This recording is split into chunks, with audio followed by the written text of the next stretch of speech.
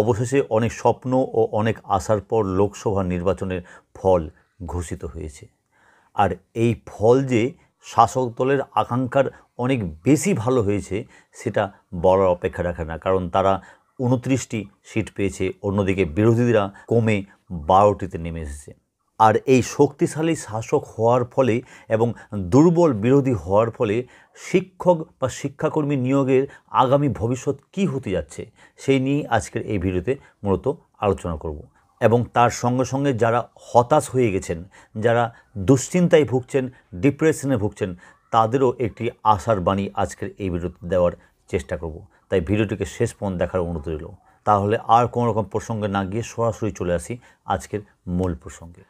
বন্ধুরা, এই 2024-এর লোকসভা নির্বাচনকে কেন্দ্র করে কিন্তু অনেকেরই আশা আকাঙ্ক্ষা তৈরি হয়েছিল যে হয়তো সরকার একটু দুর্বল হবে, মানে রাজ্যে যে সরকার রয়েছে তারা দুর্বল হবে, ফলে তারা যে দুর্নীতি করেছে বা বেনিয়ম করেছে সেটা তারা কারেকশান করবে।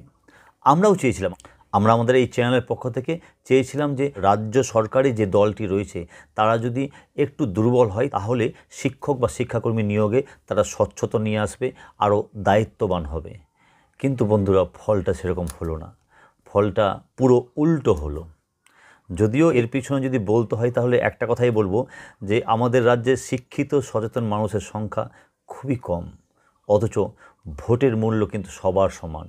অর্থাৎ একজন শিক্ষিত সচেতন মানুষের একটি ভোটের মূল্য যা রয়েছে, একজন অশিক্ষিত দিন আনে দিন খায় যারা এত উপরে এসে চিন্তাভাবনা করতে পারে না, তাদেরও ভোটের সমান গুরুত্ব রয়েছে। এটা আমাদের সংবিধানের পরিকাঠামো, এটা আমাদের মেনে নিতেই হবে। হ্যাঁ বন্ধুরা, যত তাড়াতাড়ি আপনারা মেনে নিতে পারবেন এই ফলটাকে, তত তাড়াতাড়ি আপনাদের জন্য মঙ্গল। আমারও সেদিন খুবই খারাপ লেগেছে, কিন্তু আস্তে আস্তে বিষয়টিকে মানতেই হবে। হ্যাঁ বন্ধুরা, না মানলে কিন্তু আপনারা সামনে এগোতে পারবেন না। আপনারা যারা আমাদের চ্যানেলের রেগুলার ভিউয়ার, আপনারা দেখেছেন যে রাজ্যের সমস্ত দফা ভোট হয়ে যাওয়ার পর আমি দুটো ভিডিও করিয়েছিলাম ভোটের ফলাফলের আগে। সেখানে আমি বলেছিলাম যে সরকার পক্ষের যদি কিছু সিট কমতে গেলে তাহলে হয়তো কনফিডেন্স কিছুটা ডাউন হবে, ফলে তারা স্বচ্ছ নিয়োগ ও দুর্নীতিমুক্ত শিক্ষক ও শিক্ষাকর্মী নিয়োগ করবে। যাই হোক, সেটা হয়নি।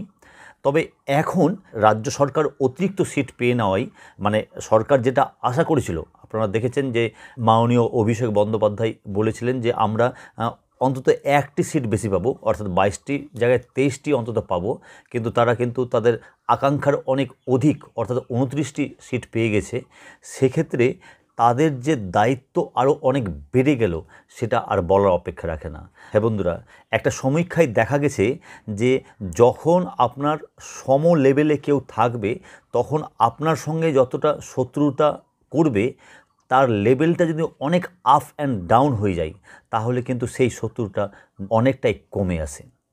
হ্যাঁ বন্ধুরা, যখন প্রতিপক্ষ অনেক নিচে চলে যাবে তখন তার কথা ভাবা বা তার ক্ষতি করার চিন্তা অন্যজনের, অর্থাৎ যে উপরে চলে গেছে তার থাকে না। এটা কিন্তু সাইকোলজি। তাই এই জায়গা থেকে দাঁড়িয়ে আমরা একটা আশা করতেই পারি যে যেহেতু সরকার পক্ষ এবার প্রয়োজনের অতিরিক্ত সিট পেয়ে গেছে, সেক্ষেত্রে তারা হয়তো, আমি আবার বলছি, হয়তো ভাবতেও পারে যে যে জিনিসগুলো প্রিভিয়াস হয়েছে, অর্থাৎ শিক্ষক নিয়োগে যে দুর্নীতিগুলি হয়েছে বা টাকা যেভাবে নেওয়া হয়েছে সেগুলো এবার বন্ধ করা দরকার। তারা হয়তো এটা ভাবতেও পারে যে না, এবার আমাদের অনেক আরও দায়িত্ববান হতে হবে, অনেক সচেতন হতে হবে, যেহেতু জনগণ, হ্যাঁ বন্ধুরা, রাজ্যের জনগণই তো তাদেরকে এতটা সিট পাইয়ে দিয়েছে, তাদেরকে এতটা ভোট দিয়েছে, তো যারা দিয়েছে তাদের প্রতি আরও অনেক বেশি দায়বদ্ধ হতে হবে। এটা তারা ভাবতে হবে। এ বিষয়ে আপনাদের ভিন্ন মত থাকতে পারে, অবশ্যই আপনারা কমেন্ট বক্সে কমেন্ট করুন আপনাদের কী মতামত রয়েছে। তবে আমি বন্ধুরা একটি পজিটিভ অ্যাঙ্গেল থেকেই সবসময় বিষয়গুলো দেখি এবং আগামীতেও দেখব। কারণ বন্ধুরা, আপনি যদি মনে করেন যে এবার থেকে যে নিয়োগ হবে শিক্ষক বা শিক্ষাকর্মী নিয়োগে, সেখানে দুর্নীতি আরও বেশি করে হবে, বেনিয়ম আরও বেশি করে হবে, তাহলে বন্ধুরা আপনাদের যে সেলফ কনফিডেন্স তার ধাজিয়া উড়ে যাবে। আপনাদের যে পড়ার ইচ্ছা, প্রস্তুতি নেওয়ার যে ইচ্ছা, সেটা বন্ধুরা একেবারে নিম্নগামী হয়ে একদম তলায় গিয়ে পৌঁছাবে। তাই বন্ধুরা, সব সময় পজিটিভ থাকতে হবে। যদিও আমি বুঝতে পারছি এই জায়গায় দাঁড়িয়ে পজিটিভ থাকা খুবই কঠিন, তবুও বলবো যে আমাদের পজিটিভ থাকতেই হবে, কারণ চলার নামই হচ্ছে জীবন, লড়াই করার নামই হচ্ছে জীবন। তাই আমাদেরকে লড়াই করে বাঁচতে হবে, আমাদেরকে সামনে এগিয়ে চলতেই হবে। আর আমাদের এই চ্যানেল সব সময়ই আপনাদের পজিটিভ কথা বলে এসেছে এবং আগামীতেও পজিটিভ কথাই বলবে। কারণ আমি নিজেও অনেক লড়াই করে, অনেক যুদ্ধ করার পর তারপরে কিন্তু নিজের যোগ্যতার প্রমাণ দেখাতে পেরেছি। তাই আমি ও আমাদের এই চ্যানেল আপনাদের পাশে সর্বদাই ছিল এবং আগামীতেও কথা দিচ্ছি থাকবে। তবে ভিডিও শেষ করার আগে আরেকটি কথা আমি বলি যে কোনো কিছুই চিরস্থায়ী নয়। আজকে এই ফলাফল হয়েছে, শাসক দলের ভোট অতিরিক্ত বেড়ে গেছে, কালকে যে এই ফলাফলই থাকবে সেটা কেউ আমরা জোর গলায় বলতে পারি না। কারণ আপনারা মনে রাখবেন, রাজনীতি একটা এমনই জিনিস, এখানে যেমন কেউ কারো বন্ধু হয় না, কেউ কারো শত্রু হয় না, ঠিক তেমনই কোনো ফলাফল চিরস্থায়ী হয় না।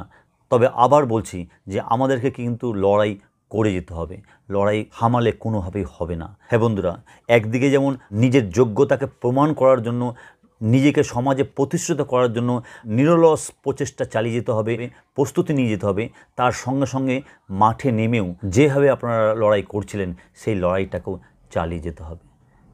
তো যাই হোক, এই বিষয়ে আপনাদের কি মন্তব্য অবশ্যই কমেন্ট বক্সে কমেন্ট করুন।